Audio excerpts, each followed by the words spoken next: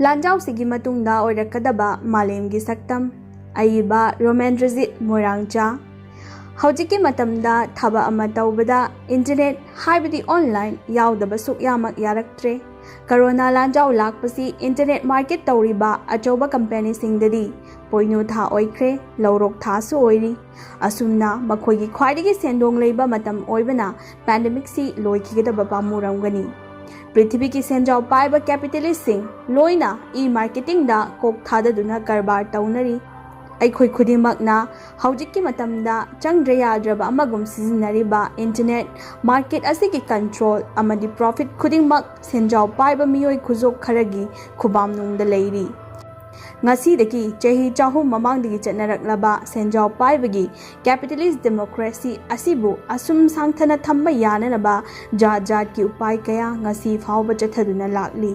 system asigi manungda leiba amana amabu hakthengnana nadraga na koinana khudum jannanaba toina hodai Haujiksu leptana base camp kaya nukshiba sthanduna ngakpi senbibagi namada thamjilli Iraq amadi Saudi na chingba lebak singna awafamda taribasi atay karishu natte thau yamna thokpa lebak oirubagi ifongfongna America na Middle East Asia gi lebak kaya force tawduna laukhillaga lebak singdudagi natural resource kaya leptana lauri atopa lebak kaya busu unggadabagi lumduna leidi Masi USA khaktagi wafam natte khara hena khutkan panganba leibak khudimagna matu sonjaba leibak singbu umnanaba hotnaduna lei asigumba imperialism gi thawong haibasima capitalism gi thadokpa yadrabali jetni matam khudingda senjau paiba capitalist singi sendong hena fangnaba lalong kayasu chathabaleptri Sendong hena fangnaba market tawba haibasi magtabu miyamna pamnanaba anau method hongduna mit thakhanba yamna mathau tai capitalism bu mataw karamna makha thana sangthana lehanba yagani wahang sima senjau paiba capitalist singna yamna toina neinaduna leiba topic ni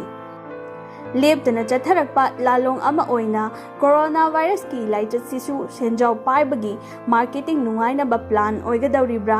natraga superpower pining bagi lalong oigadra natre hairagana economic sector ayamba fibam ne yahandaduna private sina thokina ba policy oigadawribra haiba wahang sing asini haujik thorakliba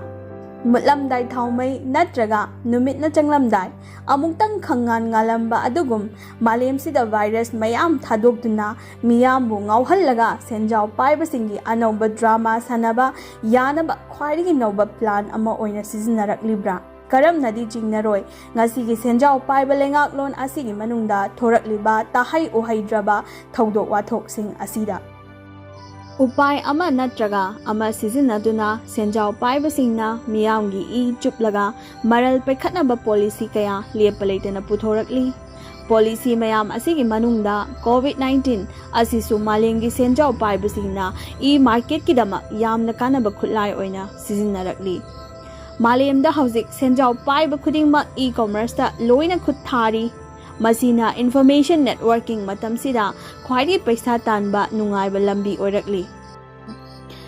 Lockdown na mapal thokpa yaraktaba masigi khudong chaba lauduna internet ki thabak thoram sing khumang he na chauksilaktuna e-market ki thabak sing hiram khudingda thonglaw na hangdoknarakli Capitalism ge market ta matu sonba company singbu he na sakti leba company singna pumyot yotsin khibagi lan mayam ekhoi gi mitmangda ngasi ma ifong na uri masibuni malemge social science na monopoly capitalism haina define tawribasi miyamsu coronavirus kibadagi thabak khudingma internet sizinaba tarai tasengna virus si malemda khongdarakpadagi internet pu marketing tawriba senjau paibasingdi haraubana fring chonglomgani Laira khraba mana masing yonbi tharo yonbi nga yonbi ima singi market puna lockdown aduga senjau paiba singi e market na complete open lam yona tamthiraba senjau paiba singna coronavirus pu mathanungda konsinduna thamlaga anova marketing policy ama malemda chatharakpagum tawri ꯃꯤꯌꯥꯝꯒꯤ ꯄꯨꯟꯁꯤꯕꯨ lockdown ꯇꯧꯁꯤꯟꯗꯨꯅ ꯊꯝꯂꯤꯉꯩ ꯇꯥꯟꯖꯥꯁꯤꯗ ꯁꯦꯟꯖꯥꯎ ꯄꯥꯏꯕꯁꯤꯡꯒꯤ ꯆꯔꯥꯝꯅꯔꯕ ꯃꯕꯨꯛꯁꯤꯡ ꯑꯗꯨ ꯊꯟꯅꯅꯕ ꯄ꯭ꯔꯥꯏꯚꯦꯇꯥꯏꯖꯦꯁꯟꯒꯤ ꯊꯕꯛ ꯀꯌꯥꯕꯨꯁꯨ ꯂꯦꯞꯄ ꯂꯩꯇꯅ ꯄꯥꯏꯈꯠꯂꯛꯂꯤ꯫ ꯍꯧꯖꯤꯛ ꯃꯤꯌꯥꯝꯅ ꯆꯤꯡꯅꯔꯤꯕꯗꯤ ꯍꯥꯟꯅꯗꯒꯤ ꯄꯥꯝꯖꯗꯨꯅ ꯂꯩꯔꯤꯕ ꯄ꯭ꯔꯥꯏꯚꯦꯇꯥꯏꯖꯦꯁꯟꯒꯤ ꯊꯕꯛꯁꯤꯡ ꯃꯅꯤꯡ ꯇꯝꯅ ꯂꯩꯉꯥꯛꯄꯁꯤꯡꯅ ꯄꯦꯟꯗꯦꯃꯤꯛ ꯃꯅꯨꯡꯁꯤꯗ ꯈꯣꯡꯖꯦꯜ ꯌꯥꯡꯁꯤꯜꯂꯛꯄ ꯑꯁꯤꯅꯤ꯫ ꯒꯚꯔꯟꯃꯦꯟꯠꯀꯤ ꯏꯀꯣꯅꯣꯃꯤꯛ ꯁꯥꯊꯤꯅ ꯐꯤꯚꯝ ꯁꯣꯛꯂꯦ ꯍꯥꯏꯕꯒꯤ ꯅꯃꯥꯗ ꯑꯌꯥꯝꯕ ꯒꯚꯔꯟꯃꯦꯟꯠ ꯁꯦꯛꯇꯔꯁꯤꯡ ꯄ꯭ꯔꯥꯏꯚꯦꯠꯇ ꯁꯤꯟꯅꯊꯣꯛꯄ ꯍꯧꯈ꯭ꯔꯕꯅꯤ꯫ ꯑꯃꯔꯣꯝꯗ ꯃꯥꯂꯦꯝꯁꯤꯗ ꯂꯩꯉꯥꯛ ꯁꯛꯇꯤ ꯑꯃꯗꯤ ꯁꯦꯜ ꯊꯨꯝꯒꯤ ꯁꯛꯇꯤ ꯃꯨꯟꯅꯔꯤꯕ ꯁꯦꯟꯖꯥꯎ ꯄꯥꯏꯕꯁꯤꯡꯅ ꯁꯣꯛꯅꯔꯤꯕ ꯂꯥꯟ ꯑꯁꯤ ꯃꯈꯜ ꯌꯥꯝꯃꯤ꯫ Infantry war, nuclear war, biological war, economical war, ꯍꯟꯗꯛꯀꯤꯁꯤꯅ ꯀꯣꯔꯣꯅꯥꯒꯤ ꯋꯥꯔ ꯍꯥꯏꯕ ꯌꯥꯔꯛꯀꯗꯧꯔꯤꯕ꯭ꯔꯥ? ꯋꯥꯔ ꯃꯈꯜ ꯃꯌꯥꯝ ꯑꯁꯤꯒꯤ ꯃꯅꯨꯡꯗ ꯂꯩꯉꯥꯛꯀꯤ ꯆꯧꯀ꯭ꯔꯤ ꯃꯨꯟꯅꯕꯒꯤ ꯋꯥꯔ ꯑꯁꯤꯁꯨ ꯄꯟꯕ ꯌꯥꯏ꯫ ꯃꯥꯂꯦꯝ ꯂꯩꯃꯥꯏꯊꯛ ꯑꯁꯤꯗ ꯀꯣꯔꯣꯅꯥ ꯚꯥꯏꯔꯁꯅ ꯃꯤꯑꯣꯏꯕꯒꯤ ꯊꯋꯥꯏ ꯀꯌꯥꯕꯨ ꯍꯤꯡꯁꯥꯏ ꯁꯩꯗꯠ ꯄꯤꯔꯤꯉꯩ ꯇꯥꯟꯖꯥꯁꯤꯗ ꯂꯩꯉꯥꯛꯀꯤ ꯆꯧꯀ꯭ꯔꯤ ꯃꯍꯥꯎ ꯐꯖꯅ ꯈꯪꯈ꯭ꯔꯕ ꯑꯣꯅꯔꯦꯕꯜ ꯈꯔꯗꯤ ꯏꯀꯥꯏ ꯏꯀꯤ ꯂꯥꯞꯅ ꯂꯪꯊꯣꯛꯈ꯭ꯔꯒ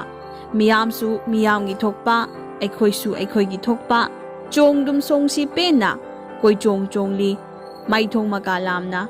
ꯗꯦꯃꯣꯀ꯭ꯔꯦꯁꯤ ꯍꯥꯏꯕꯁꯤ ꯀꯔꯕꯥꯔ ꯃꯈꯜ ꯈꯨꯗꯤꯡꯃꯛ ꯆꯠꯊꯕ ꯌꯥꯕ ꯈ꯭ꯋꯥꯏꯗꯒꯤ ꯅꯨꯡꯉꯥꯏꯕ ꯂꯩꯉꯥꯛ ꯁꯤꯁꯇꯦꯝ ꯑꯃꯅꯤ꯫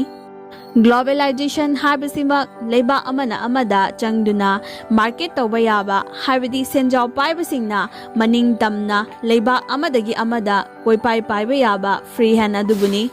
ꯒ꯭ꯂꯣꯕꯦꯂꯥꯏꯖꯦꯁꯟ ꯍꯥꯏꯕꯁꯤꯃꯛ ꯂꯩꯕꯥꯛ ꯑꯃꯅ ꯑꯃꯗ ꯆꯪꯗꯨꯅ ꯃꯥꯔꯀꯦꯠ ꯇꯧꯕ ꯌꯥꯕ ꯍꯥꯏꯕꯗꯤ ꯁꯦꯟꯖꯥꯎ ꯄꯥꯏꯕꯁꯤꯡꯅ ꯃꯅꯤꯡ ꯇꯝꯅ ꯂꯩꯕꯥꯛ ꯑꯃꯗꯒꯤ ꯑꯃꯗ ꯀꯣꯏꯄꯥꯏ ꯄꯥꯏꯕ ꯌꯥꯕ ꯐ꯭ꯔꯤ ꯍꯦꯟ ꯑꯗꯨꯕꯨꯅꯤ꯫ ꯃꯇꯝꯁꯤꯗ ꯁꯛꯇꯤ ꯂꯩꯕ ꯁꯦꯟꯖꯥꯎ ꯄꯥꯏꯕ ꯕ꯭ꯂꯗ ꯁꯛꯀꯔꯁꯤꯡꯅ ꯃꯁꯥꯒꯤ ꯅꯨꯡꯉꯥꯏꯅꯕ ꯗꯔꯀꯥꯔ ꯑꯣꯏꯅ ꯁꯤꯖꯤꯟꯅꯒꯗꯕ ꯄꯩꯁꯥꯗꯨ ꯅꯠꯇꯦ ꯃꯈꯣꯏꯅ ꯄꯥꯝꯂꯤꯕꯁꯤ꯫ ꯃꯤꯌꯥꯝꯕꯨ ꯅꯤꯡꯇꯝꯅ ꯁꯥꯒꯨꯝꯅ ꯑꯣꯠ ꯅꯩꯕꯗꯨꯃꯛ ꯄꯥꯝꯖꯩ꯫ ꯅꯣꯡꯁꯥꯅ ꯖꯪꯒꯜ ꯆꯪꯂꯛꯄ ꯃꯇꯝꯗ ꯑꯇꯩ ꯁꯥꯁꯤꯡ ꯀꯤꯗꯨꯅ ꯀꯣꯏꯆꯦꯟ ꯆꯦꯟꯕꯗꯨ ꯎꯔꯒ ꯅꯣꯡꯁꯥꯗꯨꯅ ꯍꯔꯥꯎꯖꯕ ꯃꯗꯨꯒꯤ ꯁꯥꯒꯤ ꯃꯑꯣꯡ ꯍꯥꯏꯕꯗꯤ ꯑꯉꯥꯎꯕꯒꯤ ꯋꯥꯈꯜ ꯑꯗꯨꯃꯛ ꯁꯛꯇꯤ ꯂꯩꯕ ꯁꯦꯟꯖꯥꯎ ꯄꯥꯏꯕꯁꯤꯡꯗ ꯂꯩꯔꯤ꯫ ꯃꯁꯥ ꯅꯨꯡꯉꯥꯏꯅꯕ ꯗꯔꯀꯥꯔ ꯑꯣꯏꯕꯗꯨꯈꯛ ꯄꯩꯈꯠꯄꯒꯤ ꯃꯍꯨꯠꯇ ꯏꯟꯐ꯭ꯂꯦꯁꯟ ꯊꯣꯛꯍꯟꯗꯨꯅ ꯑꯃꯨꯛꯁꯨ ꯃꯥꯂꯦꯝꯒꯤ ꯑꯣꯏꯅ ꯄꯩꯁꯥꯒꯤ ꯚꯦꯜꯌꯨ ꯍꯟꯊꯍꯜꯂꯤ꯫ ꯃꯁꯤꯅ ꯂꯥꯏꯔꯕ ꯀꯌꯥꯗꯗꯤ ꯑꯃꯨꯛꯀ ꯍꯦꯟꯅ ꯋꯥꯍꯜꯂꯤ꯫ ꯄꯨꯝꯅꯃꯛꯁꯤ ꯎꯔꯒ ꯃꯈꯣꯏꯅ ꯅꯨꯡꯉꯥꯏꯖꯔꯤ꯫ ꯇꯁꯦꯡꯅꯃꯛ ꯄꯩꯁꯥꯒꯤ ꯋꯥꯈꯜꯗ ꯉꯥꯎꯆꯠꯅꯔꯕ ꯃꯈꯣꯏꯗꯤ ꯌꯨꯝ ꯐꯥꯎꯕ ꯗꯥꯏꯃꯟꯅ ꯁꯥꯅꯤꯡꯂꯤꯕꯅꯤ꯫ ꯍꯧꯖꯤꯛ ꯃꯍꯩꯔꯣꯏꯁꯤꯡꯕꯨ ꯌꯥꯝ ꯅꯨꯡꯁꯤꯃꯟꯈꯤꯗꯨꯅ ꯂꯣꯛꯗꯥꯎꯟ ꯃꯅꯨꯡꯁꯤꯗ ꯆꯠꯊꯔꯤꯕ ꯑꯣꯟꯂꯥꯏꯟ ꯀ꯭ꯂꯥꯁꯁꯤꯡ ꯑꯁꯤꯅ ꯃꯍꯩꯔꯣꯏꯁꯤꯡꯗ ꯃꯣꯕꯥꯏꯜ ꯑꯦꯗꯤꯛꯁꯟ ꯍꯦꯟꯒꯠꯍꯜꯂꯤ꯫ ꯐꯤꯚꯝꯁꯤꯗ ꯁ꯭ꯃꯥꯔꯠ ꯐꯣꯟ ꯂꯩꯕ ꯉꯝꯖꯗꯕ ꯂꯥꯏꯔꯕ ꯃꯍꯩꯔꯣꯏꯁꯤꯡꯁꯨ ꯎꯄꯥꯏ ꯑꯃ ꯇꯧꯗꯨꯅ ꯐꯣꯟ ꯂꯩꯔꯒ ꯏꯟꯇꯔꯅꯦꯠꯀꯤ ꯃꯍꯥꯎ ꯂꯣꯏꯅ ꯇꯝꯕꯤꯈ꯭ꯔꯦ꯫ ꯁ꯭ꯃꯥꯔꯠ ꯐꯣꯟ ꯑꯃꯗ ꯅꯦꯠ ꯄꯦꯛ ꯍꯥꯞꯂꯒ ꯁꯥꯟꯅꯕ ꯑꯃꯗꯤ ꯌꯦꯡꯕꯗ ꯅꯨꯡꯉꯥꯏꯕꯒꯤ ꯃꯍꯥꯎ ꯏꯟꯈꯠꯂꯛꯂꯤꯕ ꯃꯍꯩꯔꯣꯏ ꯀꯌꯥꯁꯨ ꯃꯣꯕꯥꯏꯜ ꯑꯦꯗꯤꯛ ꯑꯣꯏꯕꯒꯤ ꯆꯥꯡ ꯐꯖꯅ ꯍꯦꯟꯒꯠꯈ꯭ꯔꯦ꯫ ꯑꯥꯏꯟꯒꯤ ꯃꯤꯠꯌꯦꯡꯗꯗꯤ ꯃꯤꯒ ꯆꯞ ꯃꯥꯟꯅꯩ ꯍꯥꯏ, ꯑꯗꯨꯕꯨ ꯂꯥꯏꯔꯕ ꯔꯤꯛꯁꯣ ꯗ꯭ꯔꯥꯏꯚꯔ ꯑꯃꯒ ꯑꯅꯤꯜ ꯑꯝꯕꯥꯅꯤꯒ ꯆꯞ ꯃꯥꯟꯅꯅ ꯎꯕꯗꯤ ꯂꯥꯜꯂꯤ꯫ ꯇꯁꯦꯡꯅꯃꯛ ꯈꯦꯠꯅꯕꯅ ꯊꯜꯂꯕ ꯇꯥꯏꯕꯪꯁꯤꯗ ꯃꯤꯒ ꯆꯞ ꯃꯥꯟꯅꯅ ꯎꯔꯤꯕ ꯂꯩꯉꯥꯛꯀꯤ ꯑꯥꯏꯟ ꯑꯁꯤ ꯃꯃꯤꯠ ꯇꯥꯡꯂꯕ ꯑꯥꯏꯟꯅꯤ꯫ ꯍꯧꯖꯤꯛ ꯂꯩꯔꯤꯕ ꯀꯣꯚꯤꯗ-19ꯒꯤ ꯄꯦꯟꯗꯦꯃꯤꯛ ꯑꯁꯤ ꯂꯣꯏꯔꯛꯄꯗ ꯃꯥꯂꯦꯝ ꯄꯨꯝꯕꯗ ꯄꯥꯛ ꯁꯟꯅ ꯏꯀꯣꯅꯣꯃꯤꯛ ꯀ꯭ꯔꯥꯏꯁꯤꯁ ꯑꯃꯗꯤ ꯊꯣꯛꯀꯗꯕꯒꯤ ꯉꯥꯏꯗꯨꯅ ꯂꯩꯔꯕꯅꯤ꯫ ꯁꯦꯟꯖꯥꯎ ꯄꯥꯏꯕꯁꯤꯡꯒꯤ ꯇꯝꯊꯤꯔꯕ ꯃꯔꯝꯆꯠꯁꯤꯡ ꯑꯗꯨ ꯍꯦꯟꯅ ꯃꯊꯤ ꯐꯣꯡꯂꯛꯀꯅꯤ, ꯂꯥꯏꯔꯕ ꯃꯁꯤꯡ ꯍꯦꯟꯒꯠꯂꯛꯀꯅꯤ, ꯀꯔꯞꯁꯟ ꯑꯃꯗꯤ ꯍꯨꯔꯥꯟꯕꯒꯤ ꯊꯕꯛ ꯐꯖꯅ ꯆꯠꯊꯔꯛꯀꯅꯤ꯫ ꯄ꯭ꯔꯥꯏꯚꯦꯠ ꯀꯝꯄꯦꯅꯤꯁꯤꯡꯗ ꯊꯕꯛ ꯁꯨꯔꯤꯕ ꯁꯤꯟꯃꯤꯁꯤꯡ ꯈꯨꯠꯁꯨꯃꯟ ꯄꯤꯕ ꯉꯝꯗꯕꯒꯤ ꯋꯥꯊꯣꯛ ꯌꯥꯝ ꯂꯥꯛꯀꯅꯤ꯫ ꯃꯔꯨꯑꯣꯏꯅ ꯂꯩꯉꯥꯛꯀꯤ ꯏꯝꯄ꯭ꯂꯣꯌꯤꯁꯤꯡ ꯇꯂꯕ ꯐꯪꯗꯕꯒꯤ ꯅꯤꯡꯉꯥꯏ ꯇꯧꯅꯔꯛꯀꯅꯤ꯫ ꯃꯁꯤ ꯄꯨꯝꯅꯃꯛ ꯑꯁꯤ ꯁꯨꯡꯁꯣꯏ ꯁꯣꯏꯗꯅ ꯊꯣꯛꯂꯒꯗꯕ ꯋꯥꯊꯣꯛ ꯉꯥꯛꯇꯅꯤ꯫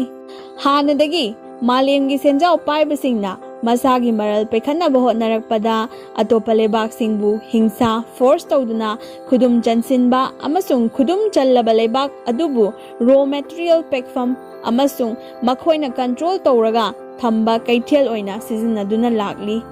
ꯑꯗꯨꯒꯨꯝꯅ ꯈꯨꯗꯨꯝ ꯆꯟꯕꯤꯔꯕ ꯂꯩꯕꯥꯛ ꯑꯗꯨ ꯃꯅꯥ ꯄꯥꯏꯔꯒ ꯀꯣꯏꯆꯤꯡ ꯆꯤꯡꯕ ꯌꯥꯕ, ꯐꯝꯃꯨ ꯂꯦꯞꯄꯨ ꯂꯤꯁꯤꯡꯂꯛ ꯇꯧꯍꯜꯂꯕꯁꯨ ꯅꯣꯐꯦꯠ ꯇꯧꯗꯨꯅꯇ ꯂꯩꯕ, ꯌꯥꯝꯅ ꯍꯥꯏꯕ ꯏꯟꯕ ꯃꯃꯤꯡꯈꯛꯀꯤ ꯂꯩꯕꯥꯛ ꯑꯣꯏꯅ ꯊꯝꯕꯤꯕ ꯃꯌꯥꯝ ꯑꯩꯈꯣꯏꯅ ꯇꯥꯈ꯭ꯔꯦ꯫ ꯑꯁꯤꯒꯨꯝꯕ ꯇꯝꯊꯤꯔꯕ ꯅꯦꯆꯔ ꯑꯁꯤꯃꯛꯅ ꯄꯣꯁ ꯀꯣꯚꯤꯗ ꯃꯇꯝꯗ ꯁꯦꯟꯖꯥꯎ ꯄꯥꯏꯕ ꯂꯩꯉꯥꯛꯁꯤꯡꯅ ꯁꯦꯜ ꯊꯨꯝꯒꯤ ꯑꯋꯥꯕ ꯇꯥꯔꯕ ꯃꯇꯨ ꯁꯣꯟꯕ ꯂꯩꯕꯥꯛ ꯀꯌꯥꯕꯨ ꯃꯈꯣꯏꯒꯤ ꯈꯨꯕꯥꯝꯅꯨꯡꯗ ꯊꯝꯅꯅꯕ ꯍꯣꯠꯅꯔꯛꯄ ꯍꯥꯏꯕꯁꯤ ꯁꯣꯏꯗ꯭ꯔꯕꯅꯤ꯫ aduga super power painaba honarakani. Masimak ngasi malemsida paksana chatnariba political system asigi asing malijatni. Taibang mina khwaidagi darkar oiribasi chanaba chinjak setnaba fi amasung leinanaba yumni. Hairiba maruoiba pochang ahum asi fauba fazana phangba ngamjadraba mioi masingna malemda majority oiri. Hauzik senjau paiba khuzok kharana kusira si tawduna miyamgi I thakpa yahalliba economic system asi leiriba makhaidi corona dagi hena sathiba virus kaya leptana malem sida thoglakkhigani.